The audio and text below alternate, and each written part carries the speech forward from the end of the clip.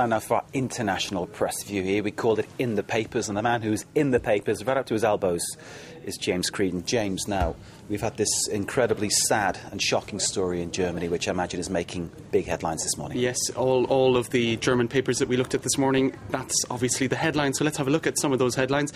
Der Tagesspiegel, crazed gunman kills 15. That's the headline in that major German newspaper. In Die Welt, a day of mourning for all of Germany is the headline there. And in the Hamburger Morgen Post, the child killer. So he was only 17 years old, I believe, the guy being responsible for that killing. And of course there's a lot of speculation too in those German papers about whether it was a copycat killing after that Alabama shooting just a few hours earlier, which makes you think maybe the media shouldn't be covering these stories, but how can you not really? It's such a terrible phenomenon. You have to cover what happens. Exactly. Are they raising any questions about gun control within Germany? Because obviously there have been two... I think Germany is pretty good on gun control. Usually shootings, 2002, 2006. Certainly in the Alabama shooting, you could point to the US authorities and their lack of gun control, but Germany seems to be pretty tight in that regard. So obviously that they are the headlines in the German press. It's all over the papers this morning.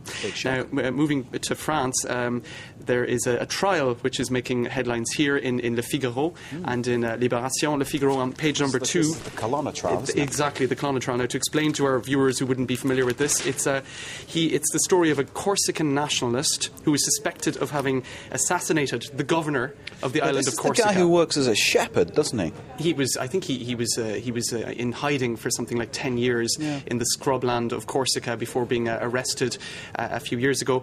Now, he has walked out of his trial along with his defence team, and he claims basically that this trial is a political trial, and he's been claiming that since the beginning.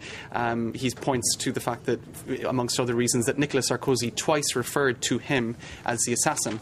So obviously that's not having much regard for the presumption of innocence. Yeah, definitely. And so he has walked out of that trial, and it is gripping the French public. It's I suppose you could compare to in a UK context the Northern Secretary being assassinated. It's the highest level political assassination, I think, in the Fifth Republic. I always find reporting of legal cases in France to be quite tricky. They have seem to have a more flimsy relation with the law than they do in my experiences of reporting in England, of course, which is very, very strict. Yes, but I mean, anyway.